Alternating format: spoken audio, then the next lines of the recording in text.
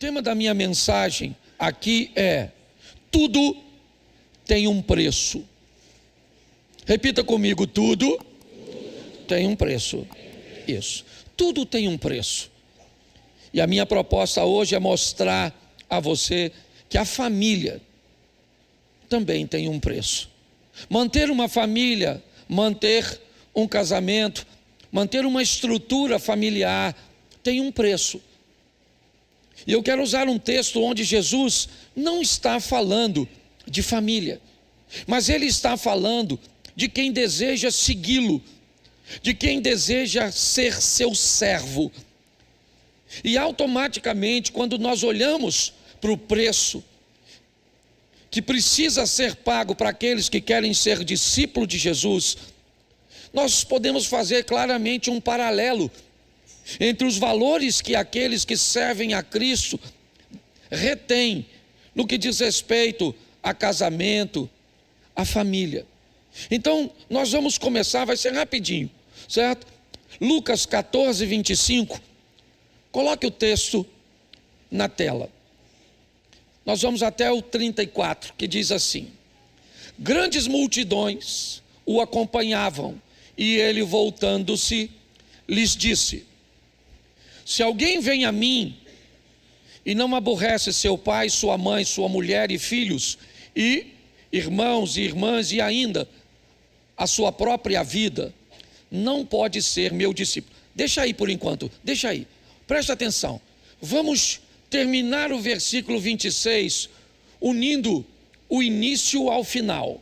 Bom, se alguém vem a mim, certo, não pode ser meu discípulo. Olha só, se alguém vem a mim, ele não pode ser meu discípulo, se não estiver disposto a pagar um preço. O preço de enfrentar por causa do estilo de vida agora do discípulo,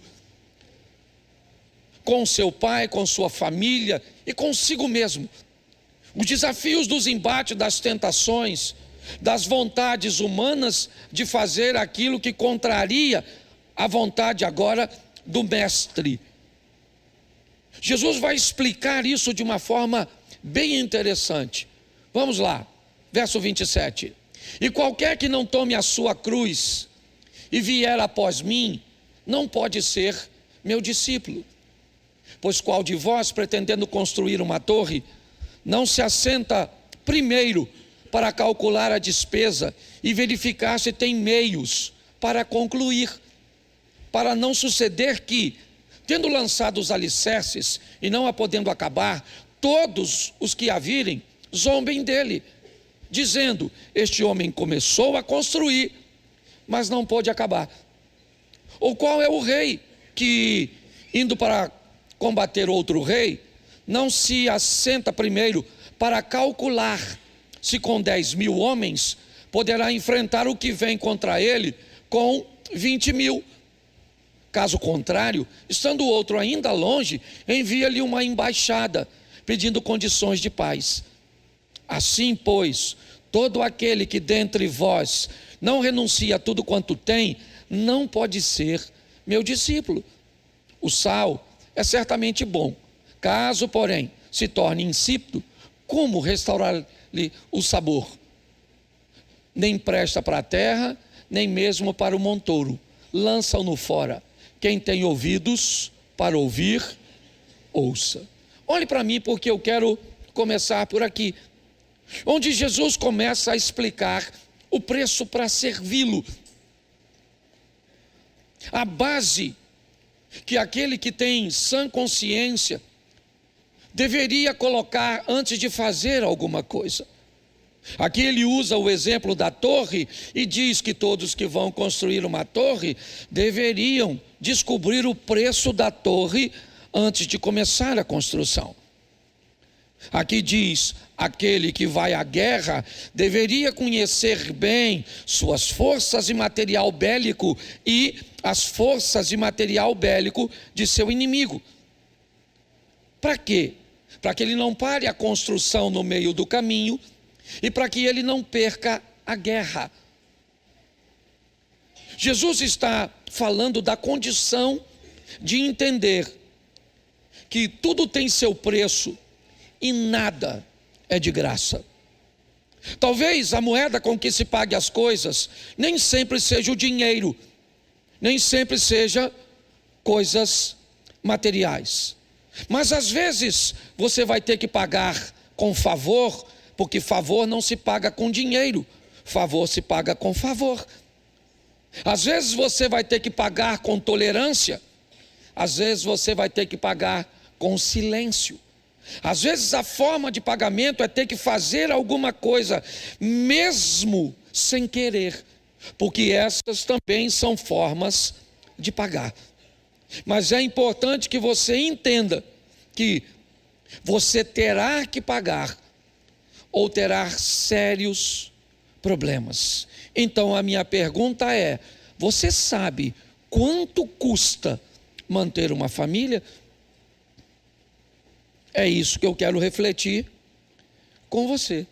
Quanto custa constituir uma família? A primeira coisa que vai te custar é que você vai ter que ser alguém destemido e ousado. Montar uma família custa daquele que deseja perder o medo. Ele não terá a resposta imediata para dizer: você tem certeza que vai dar certo? Não, eu não tenho certeza que vai dar certo. É lógico que eu não tenho certeza que vai dar certo. Eu não posso ter nenhuma garantia que vai dar certo. Ninguém tem essa garantia. Essa garantia talvez você não conseguiria dar nem mesmo para a sua própria individualidade. Se fosse dar certo, se dependesse só de você. Imagine se você desejar a garantia da união de duas pessoas. Quem vai casar precisa vencer o medo, a insegurança. Pessoas que não conseguem fazer isso vão se esconder por detrás de uma frase que eu até entendo e respeito, mas o Criador discorda daqueles que pensam assim, e eu vou ficar com o Criador. Quando Deus cria o homem sozinho. E logo depois ele diz que não é bom que o homem esteja. Então, quando alguém diz que opta por ficar sozinho, eu entendo isso. Tá certo? Ah, mas o apóstolo Paulo, ele também deu conselhos. Sim, mas ele disse: assim digo eu, não o Senhor. Na ótica de Deus, se casar é importantíssimo, e não mais simplesmente para crescer e multiplicar não, viu gente? Porque tem mais de 8 bilhões de pessoas no planeta. O planeta está precisando mais de gente não, tem que dar uma desafogada nesse negócio. Certo? Mas mesmo assim, se casar é importantíssimo, só que custa perder o medo. Certo? Porque tem gente que diz: deixa eu fazer uma pesquisa aqui, por favor. Ninguém está te criticando, ninguém quer se meter na sua vida, ninguém quer te segregar, não é nada disso. Mas quem aqui é convicto: pastor, eu não estou afim de casar? Levanta a mão, por gentileza. Pode levantar a mão bem alto. Vocês estão com medo, né? Olha lá, tem gente levantando a mão. Isso aí, Deus te abençoe. Isso. Não quer, não quer. Porque tem gente que fica com medo: pastor, tem medo de casar. Por quê? Porque você vai ter que vencer os exemplos negativos. Isso. Se você deseja construir uma família, pare de olhar os exemplos ruins. E olha que tem, hein?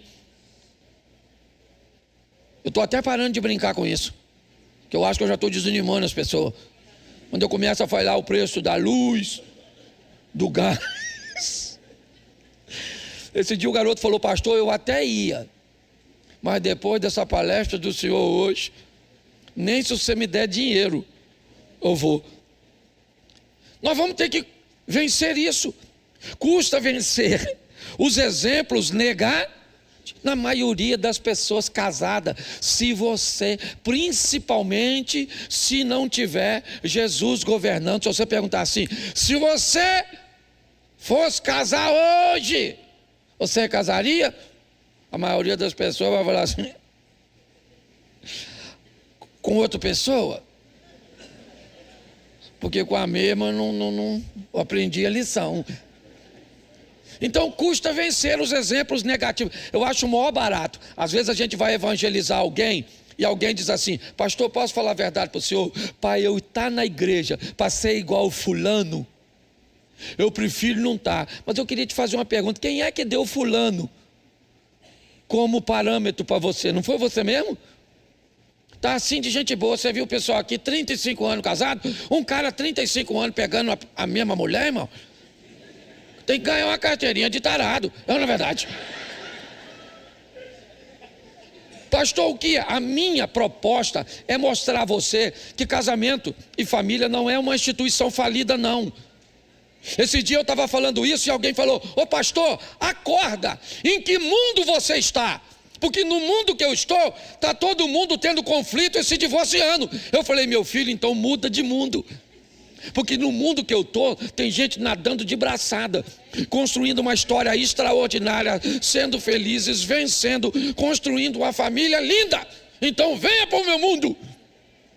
E ele e deve ter ido para o inferno.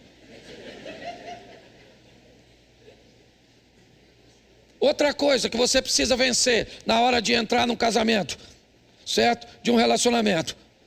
É parar com esse negócio e levar uma rota de fuga junto. Se não der certo. Não, eu vou até casar. Mas se não der certo, não der certo. Casamento não tem rota de fuga nem saída de emergência. A porta do casamento é para baixo. Mais ou menos 1,20 m por 2 e uns quebradinhos. 1,50 m de fundura, você vai deitado para descansar, quer? Você está rindo, mas o assunto é sério. Então custa sim, custa. Formar uma família, custa ousadia. Tem gente ousada aí? Levanta a mão, só os casados. Isso aí, Deus te abençoe, te dê força para levar esse projeto até o final, glória a Deus. Certo? Segunda coisa que vai te custar, se você quer montar uma família, você tem que entender qual será.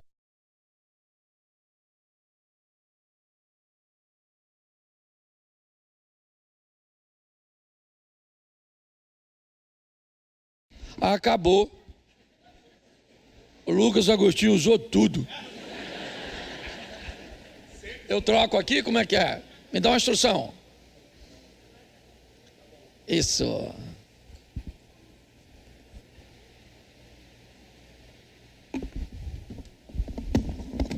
É ao vivo.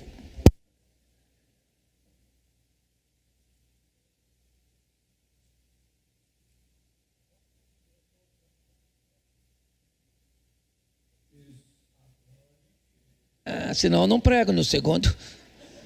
Tá certo? Bom, vai custar de você descobrir ou entender qual é o seu papel a curto, médio e longo prazo. Tá certo? Se você é marido, não queira ser esposa. Entendeu, marido? Marido tem que ter função de marido, cargo de marido. Tem marido que pensa que é mulher. Uns caras esquisitos. Sério. Certo? Se a senhora é esposa, dona, pelo amor de Deus, a senhora tem o cargo de esposa, não queira ser marido. A senhora é forte, poderosa, mas não tem espora. Você consegue entender? Me parece que as pessoas se atrapalham muito na função. Se você quer montar uma família, descubra quando a senhora é a sogra e não o cônjuge. Sogra tem função, sim ou não? Sim ou não? Claro, quem é a sogra? O oráculo. A sogra é um oráculo pela experiência que tem ao longo dos anos. A véia amadureceu, a véia treinou seus filhos, a véia é uma véia sensacional. Então o que essa véia faz? Ela é muda. Fica onde? Na casa? E atende às demandas quando for consultada, oráculo. Entendeu? Mas tem umas velhas que parece que é mulher do filho. Tá? Eu falei para você, a mãe foi para lua de mel, Luca. O cara casou, a mãe da moça foi. Ele chegava de manhã para tomar café, a velha estava lá. Surpresa! Essa velha não sabe o papel dela.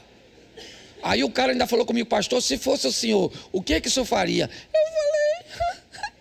Eu ia falar, minha senhora, toma café conosco.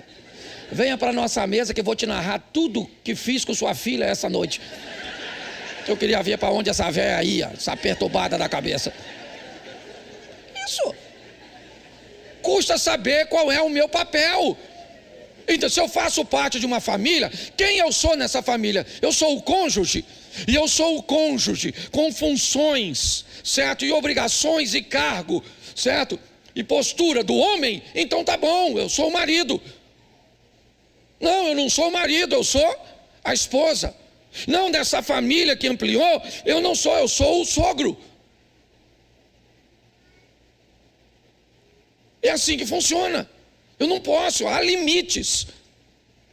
Já faz um tempo, minha nora, eu vi aqui, estava com a netinha, certo? Mas foi meu neto.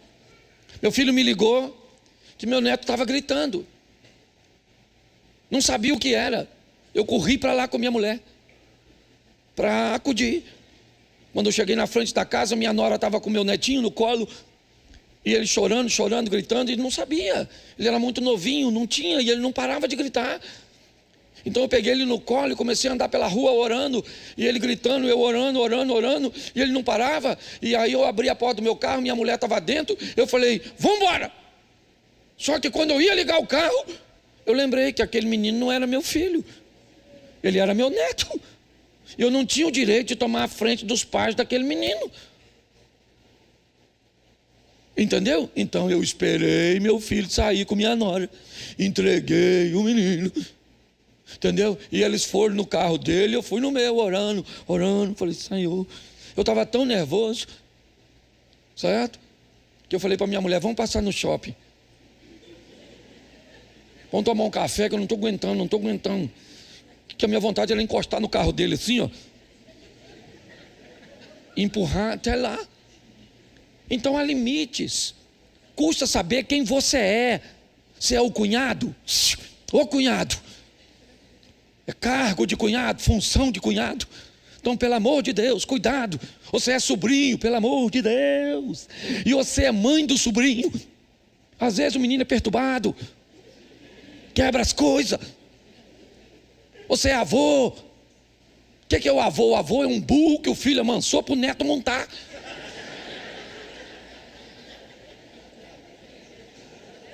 A grande verdade é essa. Eu preciso saber quem eu sou. Não, pastor, eu sou o pai. Não sou o pai, eu sou o padrasto. Se ser pai já é difícil, padrasto e madrasta é para gente assim. Eu não servia, porque eu não tenho sabedoria para isso.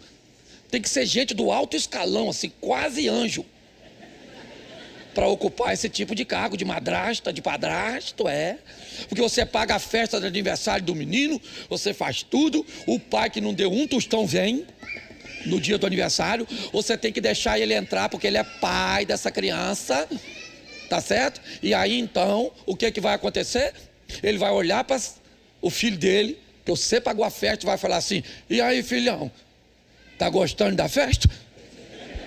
E ainda vai ficar de olho na sua mulher, que é ex dele, e agora tá maneira, porque tu tá cuidando. E o menino torcendo para a restauração da família deve estar falando, pega pai. Você consegue entender? A função, ela é extraordinária. Quem eu sou? Eu sou um enteado. Ok? Eu preciso saber o quanto custa. Quanto custa ser um enteado? Quanto custa ser um padrasto? Quanto custa ser uma madrasta? Quanto custa ser um avô? Quanto custa ter um sobrinho? Talvez não ser, Mas ter um sobrinho, ter um cunhado, certo? Ter um sogro, uma sogra, quanto custa isso? Quanto custa ter um cônjuge? Se você não sabe o preço, você ainda não está pronto para casar. É o que Jesus disse: antes de construir a torre, faça os cálculos. Tá certo? Terceira coisa que te custa, que você precisa saber, certo? Onde eu vou viver quando eu for formar minha família? Também tem um preço. Você vai viver de aluguel? Você sabe o que é pagar aluguel todo mês? Hoje você mora com quem? Quando eu casei, eu nem sabia que pagava luz. Para mim, luz era assim: escurecia, ela acendia. As cores da geladeira eu pensei que aparecesse lá. Você está rindo, mas é sério. Então eu vou morar onde? Qual é a logística? Se eu não fizer uma avaliação, isso pode me custar caro. Eu tenho casa própria, beleza? Eu tenho uma casa própria no lugar impróprio. O cara constrói uma casa própria em cima da casa. Quem te falou que é própria? Você quer ter algum direito construindo uma casa no quintal dos outros? Antes de casar, consulte o advogado. Pega um conselho, certo? Faz no quintal. Você está rindo? A casa é até própria, mas o lugar é? Então deveriam olhar. Vai morar numa casa que é de herança da família. E família é o maior barato, porque olha só como é que é assim. A mãe tem uma casa. Olha que família maneira. Aí tem 4 filhos. Aí essa filha casou com uma pessoa responsável, o camarada é bem de vida, construiu uma estrutura e construiu uma casa para ele. Aí a outra casou também com outra pessoa, que tal, e construiu uma casa. Aí a outra também construiu. Aí uma foi morar na casa da mãe. E aí ela pensa que quem construiu a sua não precisa. Então eu agora vou morar nessa casa porque você tem a sua. Acorda, santa. Tem porque meu marido construiu. Isso aqui é de todos nós. Vai ter que dividir. Olho grande. Você não precisa. Quem fala que não precisa das coisas é quem não precisa, não é você.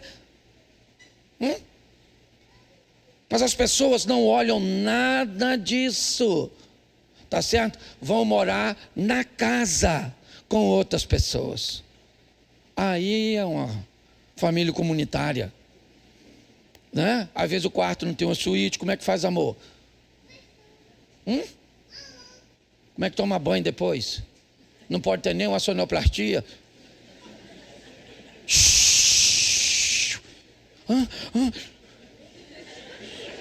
Vai acordar os outros.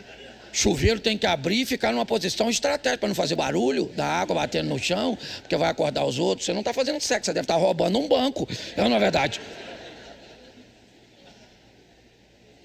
Então as pessoas têm dificuldade de entender. Olha, gente, não tem problema em começarmos assim, não. Eu não estou fazendo uma crítica, não. Eu comecei assim, certo? Eu só estou dizendo que as pessoas precisam saber o quanto isso custa. Porque se você não souber o quanto custa, seu casamento, sua família, não vai muito longe. Essa é a verdade. Eu vou te dar alguns textos rapidinho, certo? Você quer construir uma família, aprenda a fazer o corte do cordão umbilical. Coloca para mim, por favor, Gênesis 2:24. Presta atenção. Por isso, deixa o homem pai e mãe, se une à sua mulher, tornando-se os dois uma só. Não forme uma nova família se você ainda não tem condições de desconectar-se, quer financeiramente, quer emocionalmente. E pior, certo? Às vezes você consegue desconectar-se, mas a outra pessoa não consegue. É assim que funciona. Esse dia eu tive que lidar com um caso, com uma mulher que estava enfrentando uma crise no casamento, Ela é uma advogada muito bem sucedida, casada com um advogado também, certo? Os dois muito bem sucedidos, tinham mais de 20 anos de casados, enfrentaram uma crise no casamento. Nessa crise no casamento, eles acabaram se separando. E nessa separação, ela foi e voltou para a casa da mãe, porque a mãe era viúva, tá certo? E com mais 2 filhos casados. Quando a menina voltou para a casa da mãe, o que a mãe recebe em casa? Um presente, certo? Um presente, porque agora a mãe que era sozinha ganha uma companhia. A filha está de volta. E mais do que isso, a filha traz consigo um poder aquisitivo que pode ajudá-la. Pergunto eu a você, essa mãe queria que a filha voltasse para o marido ou não? É claro que não, porque a mãe olhava os seus benefícios.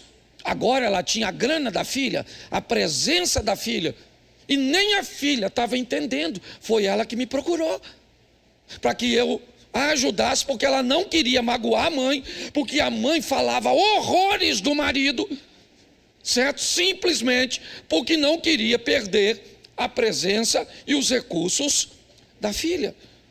Então é muito importante nós pegarmos essa linha, sabe, do cordão umbilical e colocarmos a nossa família no seu devido lugar. Ah, pastor, mas a Bíblia diz, honra o teu pai e a tua mãe. É isso aí. Quando a Bíblia diz, deixará o homem, seu pai e a sua mãe, apegar-se à sua mulher, e serão ambos uma só carne, a Bíblia não está falando de abandono. Não, não é isso não. Certo? O que a Bíblia está falando é sobre um distanciamento seguro.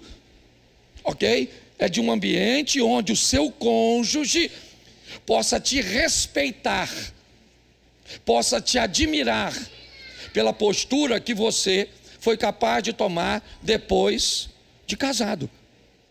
É assim que funciona. 5, certo? O cônjuge abaixo de Deus e acima de tudo. Repita comigo, o cônjuge abaixo de Deus e acima de tudo. Bota para mim Mateus 22:37. Dá uma olhada nesse texto. Respondeu-lhe Jesus: amarás o Senhor teu Deus de todo o teu coração, de toda a tua alma e de todo o teu. Entendi? Este é o primeiro. Este é o grande primeiro. Verso seguinte.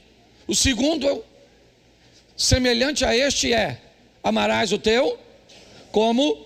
Preste atenção aqui, eu já falei isso, mas eu preciso mostrar a você. Deus acima de tudo. Sim ou não? Agora, o texto diz, ame o próximo como? Então a Bíblia está dizendo, ame a Deus primeiro, depois ame a quem? Ame a quem? Não, lê o texto. O texto não está falando isso. O segundo é semelhante a este, amarás o teu como? Então o texto está mandando eu amar quem depois de Deus? Eu. Ame o próximo como eu amo a mim. Todas as vezes que você amar outra pessoa mais do que você está se colocando num ambiente onde você pode viver um relacionamento abusivo.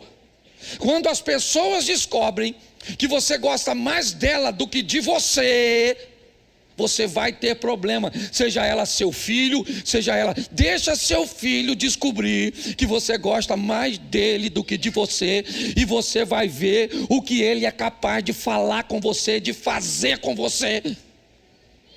Mas o dia que seu filho descobrir que você se ama antes dele, porque era assim que os nossos pais nos trouxeram até aqui, foi assim.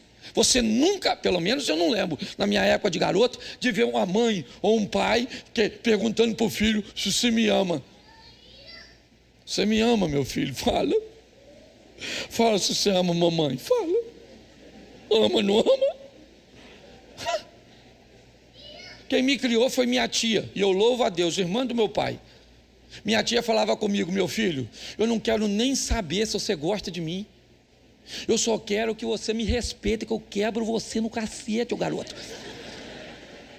Você vai ser uma pessoa de bem, você não vai se meter com o filho dos outros, você não vai envergonhar o nome da sua família, você vai respeitar os mais velhos, você vai pegar tudo que é dos outros, não é seu. E se você não aprendeu, eu rebento você aqui. Eu vou denunciar, senhora, para o conselho tutelar. Eu bato no conselho tutelar, eu bato no Alexandre de Moraes, eu bato no Flávio Dino, eu bato em todo mundo. Era ou não era? E pronto, acabou. E nós chegamos até aqui. Louvado seja Deus por isso. Então nós temos que aprender a gostar de nós mesmos. Tá bom, a senhora vai casar? Seu marido é tá bom, é um lorde. Mas a senhora fala para ele: ô maluco, escuta uma parada. Eu gosto de você pra caramba. Eu gosto mais de mim. Tá bom? Não esquece disso não, que o dia que você esquecer eu lembro. Você tem que fazer isso, senão já era. Tá certo? Custa você ter que estabelecer um limite. É assim que funciona. Ame-se mais do que você ama o outro. A Bíblia diz: ama o próximo. Qual é o limite? Como? Ama o próximo como a ti. Não ame mais do que você só ama a Deus e pronto, acabou. Aí você consegue ir longe. Bota Mateus 19:5. E que disse: por esta causa deixará o homem pai e se unirá, tornando-se os dois uma só. Bom, aqui nós temos uma proposta, a proposta de uma fusão. Casamento não é uma união, certo? Se fosse uma união, dava para quebrar. Não que não dá para quebrar, é lógico que dá. Tá certo? O divórcio só acontece porque, preste atenção, aprenda uma coisa nessa vida. Tudo, pastor, mas Deus não é poderoso? Sim. Tudo aquilo que Deus diz que você não pode fazer, não pode. Você não pode. Não adianta. Se ele falou que não pode, se ele criou o não pode de verdade, não pode, nem que você queira. Você pode, sem equipamento algum, passar 10 minutos debaixo d'água, sim ou não? Sim ou não? Porque não pode. Você pode divorciar, sim ou não? Sim ou não? Pode. Porque se não pudesse, certo? Você não teria como. Você pode voar sem usar um equipamento? Não. Então, quando Deus criou, e criou muitas coisas que não podemos fazer, existem coisas que não devemos fazer, mas podemos. Eu preciso entender que me custa entender que o casamento é uma fusão entre duas pessoas. Eu não sou unido com a minha mulher, eu me fundi, sabe? É como misturar o café no leite. Isso é uma fusão. Não tem como mais separar. Lembra quando você ia naqueles encontros de casais que davam 2 massinhas e mandava você ficar misturando a massinha? E depois a massinha ficava de uma cor? Não era a cor de uma, nem a cor de outra. Era a mistura das duas. Certo? Isso é uma fusão. Então eu tenho que saber que me custa entender que eu me fundi com a minha mulher. E nessa fusão, nem sempre prevalece meus horários, nem sempre prevalece meu querer, nem sempre prevalece minha razão. Por quê? Porque eu não estou mais sozinho no casamento, tem outra pessoa comigo. É assim que funciona. Pastor, mas eu não concordo com isso. Então não se case. É assim que funciona, tá certo? Mas se você for se casar, entenda que o casamento exponha você a uma fusão. Algumas coisas importantes que eu preciso falar com vocês. Não vou dar o texto aqui para acelerar. No segundo, né, eu falo um pouco mais. Bom, levanta a mão todos os homens casados. Isso, você que não casou precisa levantar não. A Bíblia diz que você tem a obrigação, não é se você quer, de amar a sua mulher. Segura essa aí, querido. Pastor, eu amo. O que é amor? Deixa eu te fazer uma pergunta. O que é um bolo? Para ficar bem simplesinho. O que é um bolo? Um bolo é trigo, sim ou não? Um bolo é açúcar? Um bolo é ovos?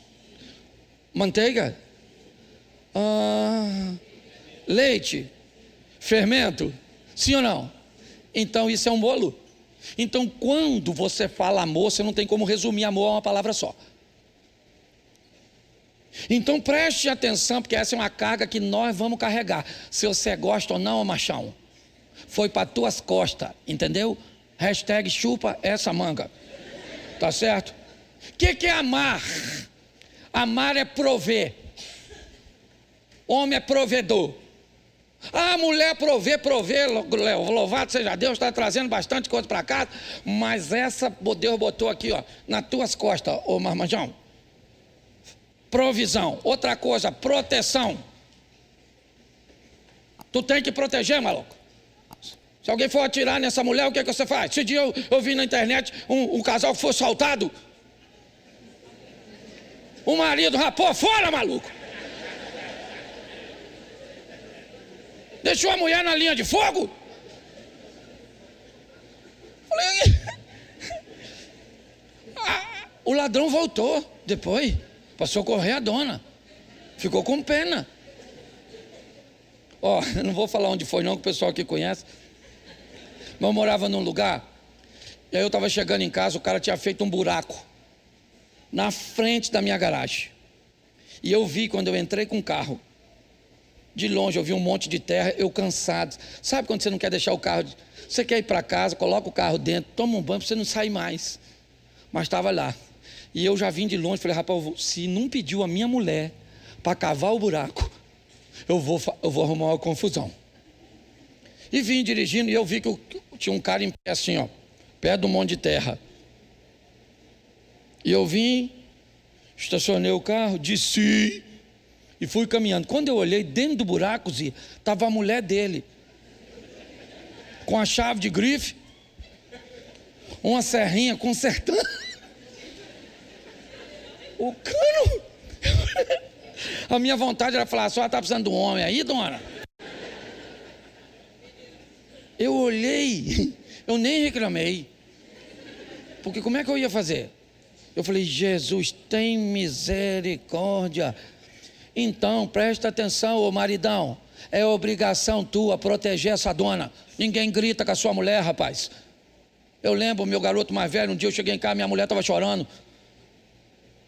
Eu falei, o que foi? Ela falou, o Caio gritou comigo. Eu falei, gritou com você? Fui lá no quarto dele, abri a porta, ele falou, o que foi, pai? Eu falei, eu não sou seu pai, eu sou marido da mulher que você gritou. Ele falou, o quê? Eu falei, é isso aí mesmo, rapaz, você não grita com minha mulher não, maluco? Falei alto que é para ela escutar lá na sala, que a propaganda é a alma do negócio. Eu, na verdade, dei uma correção nele, cheguei na sala, os olhos dela estavam desse tamanho, brilhando, como que ele chegou, o machão, o Stallone. O cara, você tem que defender sua mulher, rapaz. É obrigação sua, isso faz parte do amor. Outra coisa, respeitar sua mulher. A mulher é sua, rapaz. Nunca chama uma mulher de gorda. Ela engordou, tá vendo, pastor? Tô vendo, miserável. A balança também já viu, todo mundo já viu. Mas ninguém tá falando, só você, sua besta. Pastor, olha como é que se envelheceu. Esse dia, desculpa, eu tô na minha igreja, eu posso falar, tá bom? Você que tá visitando, estão gravando isso? Então, né? Aí tem que ter sabedoria para falar, né, irmão? Mas eu falei, a mulher veio chorando para mim e falou, pastor, ele falou que eu tô velha, que o meu cheiro já não é legal. O que eu faço? Eu só falo que ele tem um pintinho pequenininho, fala com ele.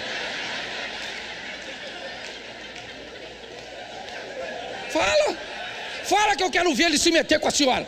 Olha para mim aqui, casamento tem que ter respeito. Não se brinca com mulher dizendo que está velha, que está gorda, que está isso, que está aquilo. Não é assim não, rapaz. Respeito faz parte de amor. Posso ouvir um amém? Essa eu me lasquei, mas falei, não. Custa prover, custa proteger, custa respeitar. Outra coisa, ô maridão, certo? Custa dar carinho. Você sei que você está cansado, mas leva um pouco de energia para casa. Sai de casa inteiro, só volta o refil.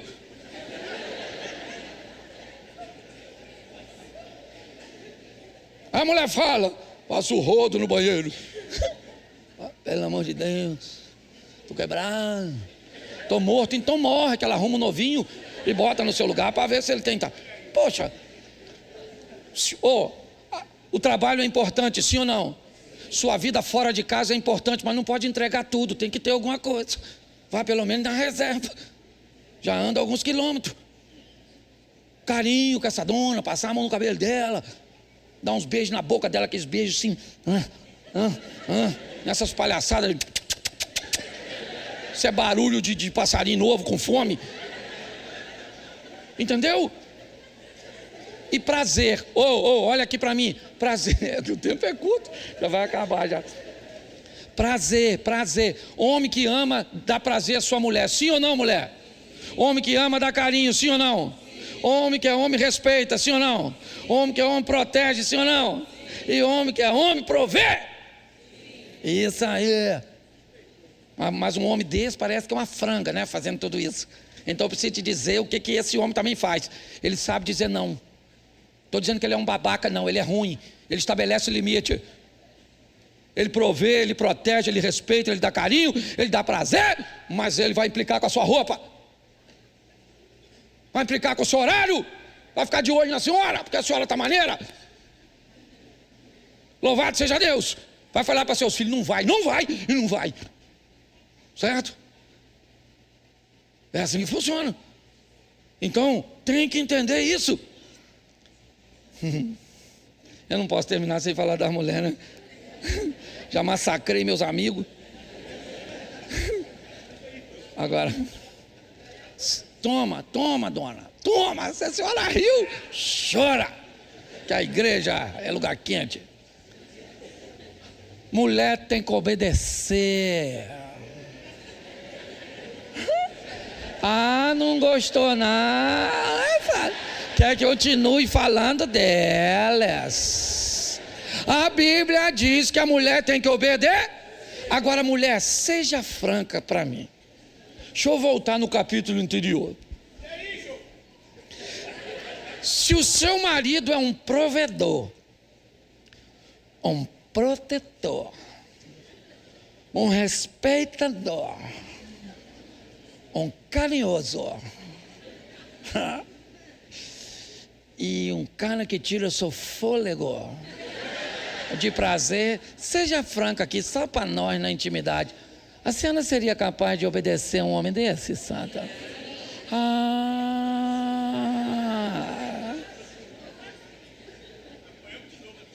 Apanhou de novo, mas vou bater nela, espera aí.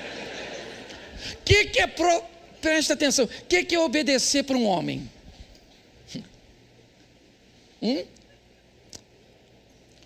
Uma das coisas que o homem entende por obediência é valorização. Valorizar o que ele está fazendo. Essa é a grande verdade. Certo? Quando uma mulher valoriza o que está sendo feito, o que ele está entregando, ele pode até não ser muito habilidoso, tá certo? Mas a senhora vai calibrando, a senhora vai ajustando esse cara. Mas tem que valorizar o que ele traz para casa, o que ele faz com economia. Certo? Seu marido tem que ver você corrigindo muitas vezes aquilo que está sendo tratado de qualquer maneira, que está sendo esbanjado.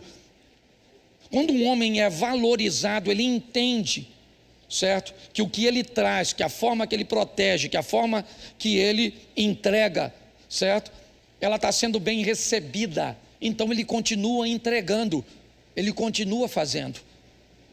Todas as vezes que eles sentem que não há valor, Esses dias eu vi um vídeo que me chamou muita atenção. A mulher disse para o marido: eu quero saber, ela não é mais nova do que eu, ela não é mais magra do que eu, ela não é mais bonita do que eu, então por que é que você não ficou só comigo?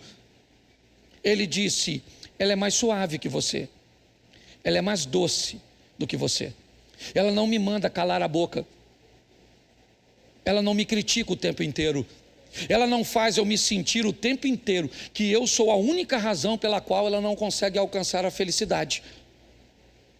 O que é isso? Um desajuste. Se o homem está entregando, ok? Valorização é uma postura de obediência. Não aquela obediência, tem que fazer tudo o que eu mando, não é isso.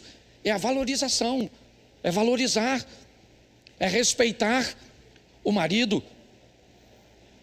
Sabe quando você respeita o seu marido? Não é quando você engole tudo que ele está falando, mas quando você em público segura e no privado fala. O marido entende isso como obediência. Passou do limite, você notou que ele está nervoso, ele errou na medida, está certo, cala a sua boca. Mas quando chegar em casa, fala: senta, querido, senta, porque eu sou uma só com você. Eu não quis te envergonhar porque eu te respeito, eu te valorizo, mas você passou do limite, não poderia ter feito assim, você não poderia ter se comportado desse jeito. Não, isso é respeito. Isso para um homem é obediência. Essa é a grande verdade. As pessoas estão trocando as palavras, estão colocando em ambiente equivocado, e aí os resultados são ruins. A gente fala essa palavra, submeta-se, né? Parece esquisito, mas se for biblicamente, vai dar bem certinho, tá certo? Então aprenda a respeitar, respeite seu homem. Assim que ele passar do limite, às vezes a senhora nem precisa falar depois que criou o hábito, a senhora só faz assim, ó: querido, vamos embora? Deus abençoe, gente. Vamos embora, baixa a cabeça e vai embora. Vendeu uma imagem de respeito ao seu marido, mas quando você foi embora, certo? Ele já sabia que tinha passado o limite, porque se descontrolou, e ele sabe que tipo de mulher ele tem. Para terminar, carinho e prazer. A mesma coisa que o homem te entrega, seja carinhosa, dona. Seja carinhosa com esse homem, está assim de mulher, ó, o homem está em falta, o homem sumiu. O homem de verdade, você quer ver? Pega para um homem, avisa o pessoal aí que vou atrasar um pouquinho, tá bom? Não sou pastor nessa jossa. É porque eu preciso fazer, mas entenda bem, é importante, certo? Nós entendermos esse ambiente,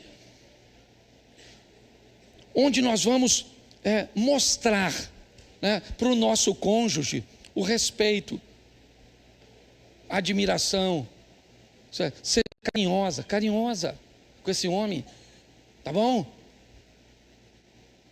Porque se você entrega carinho, isso para ele é obediência. Se você o corrige num ambiente privado, isso para ele é obediência. Se você o valoriza, isso para ele é obediência. Não é virar uma vaquinha de presépio, abrir mão de seus valores e de seus princípios para um homem mandar em você. Não é isso, não. É uma cumplicidade onde todos entendem a sua tarefa. É assim que funciona. E prazer também, dona. Tem que oferecer prazer para o seu marido, entendeu? Todas as vezes que vai fazer amor, parece que vai para o martírio. Então vamos.